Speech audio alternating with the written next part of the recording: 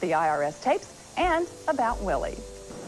I'm not the best businessman in the world. Marie is another one of those up-tempo dance numbers that we used to play at the Night Owl. Willie Nelson was born on April 29, 1933, in Abbott, Texas, a very small farming town during one of the hardest times in American history, the Great Depression. Life in Abbott was not easy for anyone. Money was scarce, jobs were unstable, and many families struggled just to put food on the table. Willie's parents, Ira Doyle Nelson and Morrill Marie, were young and trying to survive like everyone else in the town. But very early in Willie's life, his family situation became broken. His mother left when he was still a baby, and his father also stepped away from raising him. This left Willie and his sister Bobby in a very difficult position, growing up without the normal structure of parents in the home. Eventually, they were raised by their grandparents, who lived a simple but disciplined life based on faith, work, and church. Even though life was tough, his grandparents gave him something very important: stability in music. They were deeply religious and attended church regularly, where hymns and gospel songs filled the air. This became Willie's first real exposure to music. His grandmother helped guide him through music books ordered by mail, and his grandfather supported his interest by buying him his first guitar when he was only 6 years old. Music quickly became more than just a hobby for him.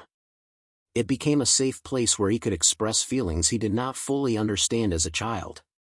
While other kids were focused only on farm work or school, Willie was learning how sounds and emotions could come together in song. This early foundation would later shape his entire career. Growing up in Abbott also taught him discipline and hard work. He helped around the farm, attended school, and spent time in church every week. But underneath all of this, there was always a feeling of emotional distance caused by his early family loss. That quiet pain stayed with him, even as he smiled and played music. It would later become one of the most powerful emotional forces behind his songwriting. Even as a child, Willie was not just living life, he was observing it deeply, storing experiences that would later appear in his music. His early years built the foundation of a man who would one day become one of the most important voices in country music history. As Willie grew older, music slowly became the center of his life. By the time he was a young boy, he was already performing in small local groups. He joined church choirs, school events, and later even local dance bands in Texas. These early performances were not glamorous. They took place in small halls, local gatherings, and sometimes rough places where working-class people came to relax after a long day. But for Willie, every performance was a learning experience. He was not just playing music, he was learning how to connect with audiences. At the same time, life was still financially difficult. Willie did not come from money, so he had to work many different jobs to survive. Over the years, he worked as a tree trimmer, a farm helper, a salesman, and even a door-to-door Bible seller. These jobs were not his passion, but they helped him survive while he continued chasing music.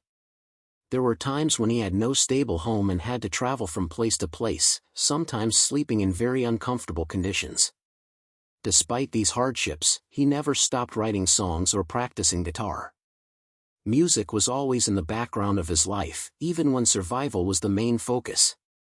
During this time, Willie also began performing on small radio stations. This was an important step because it gave him exposure to a wider audience. Although he was not famous yet, people began to notice his unique voice and songwriting ability. He had a different style compared to many traditional country singers of the time. His voice sounded natural and emotional, and his lyrics often felt honest and personal. This made him stand out, even if success was still far away. These early struggles shaped Willie deeply. They taught him patience, resilience, and the value of hard work. More importantly, they gave him real-life experiences that later became the foundation of his songs. Instead of writing about imagined stories, Willie wrote about real pain, love, loss, and survival. This honesty would later become one of his strongest qualities as a songwriter and performer. When Willie moved to Nashville in the early 1960s, he was already an experienced songwriter, but he was still struggling financially. Nashville was the heart of country music, but it was also a very controlled industry. Many producers and executives wanted polished voices, strict styles, and predictable sounds. Willie was different. His voice was unusual, his phrasing was loose, and his writing style did not always follow traditional rules. Because of this, he was often underestimated as a performer. However, something important began to change. Even though Nashville did not fully accept him as a singer, they started to recognize his talent as a songwriter. Other artists began recording his songs, and those songs started becoming hits. One of his early successes was Crazy, made famous by Patsy Cline.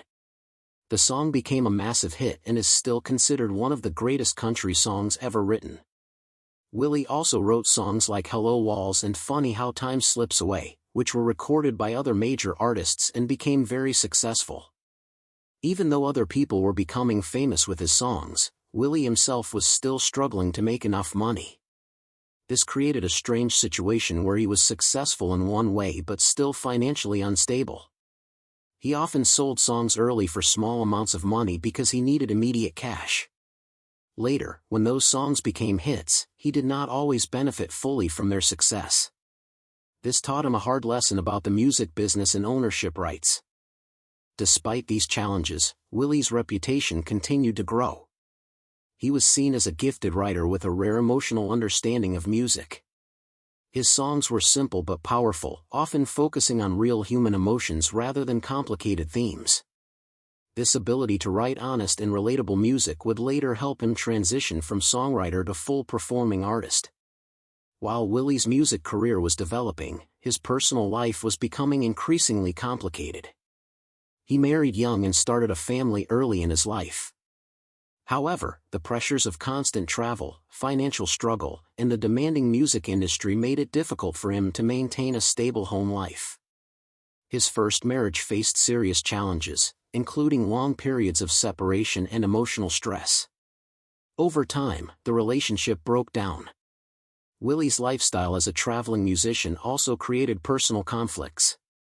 He was often away from home, performing in different cities, and living a life that did not match traditional family expectations. This led to tension in his relationships. Eventually, his first marriage ended, and he later entered into other relationships and marriages. His personal life continued to change over the years, reflecting the unstable and fast-moving nature of his career at the time. During this period, Willie also faced financial instability. Even though his songs were becoming successful, he was not always receiving steady income from them. This added pressure to his life, forcing him to constantly work and travel. At times, he had to take on small jobs or perform in low-paying venues just to keep going. These struggles created emotional stress, which sometimes appeared in his music. Despite all of this, Willie never stopped creating. In fact, many of his most emotional songs came from this period of struggle. His life experiences gave him a deep understanding of heartbreak, failure, and human imperfection. Instead of hiding his struggles, he often turned them into music. This honesty helped him connect with audiences on a deeper level. By the early 1970s, Willie's career began to change in a major way. He moved back to Texas and became part of a new musical movement known as Outlaw Country. This style rejected the strict rules of Nashville and focused on creative freedom, raw emotion, and real storytelling. Willie became one of the leaders of this movement alongside other artists who wanted more control over their music. During this time, he released several important albums that defined his career. These albums had a more natural and stripped-down sound compared to traditional country music. Instead of heavy production, they focused on emotion and simplicity. This style connected strongly with audiences, especially younger listeners who wanted something different from mainstream country music. One of his biggest breakthroughs came with the album Red-Headed Stranger, which became a massive success. It showed that Willie's unique style was not a weakness but a strength. The album included one of his most famous songs, Blue Eyes Crying in the Rain, which became his first major hit as a performer. This marked the moment when Willie Nelson was no longer just a songwriter for others, but a major star in his own right. His success continued to grow throughout the 1970s and 1980s. He became known not only for his music but also for his personality, lifestyle, and image as a free-spirited artist. He performed at major events, collaborated with other famous musicians, and became a cultural icon in American music. In the late 1980s and early 1990s, Willie faced one of the most difficult challenges of his life. The Internal Revenue Service, known as Internal Revenue Service, began investigating his unpaid taxes. Over the years, due to poor financial management and bad investments, Willie had accumulated a massive tax debt. Much of this came from business decisions made by advisors he trusted, who placed his money into risky tax shelters that later became illegal. By the time the issue fully surfaced, the debt had grown into tens of millions of dollars. Willie's property was seized, including homes, land, recording equipment, and personal belongings. Even his music recordings were taken as part of the settlement process. This was a devastating moment for him because it meant losing not just money, but pieces of his life's work. The situation became public, and Willie was suddenly seen as a symbol of financial collapse. However, behind the scenes, he continued to fight the situation legally and financially. He also continued making music, even releasing albums designed to help pay off his debt. One of these albums was created specifically to generate income for the IRS settlement process, showing how serious the situation had become. During the same period as his financial crisis, Willie experienced a personal tragedy when his son died in 1991. This loss deeply affected him and added emotional weight to an already difficult time. Despite everything, Willie continued to work, perform, and try to rebuild his life. Eventually, through legal settlements, music sales, and continuous touring, Willie was able to resolve his tax debt. The final settlement was far lower than the original amount, but still required years of effort to complete. More importantly, he managed to keep his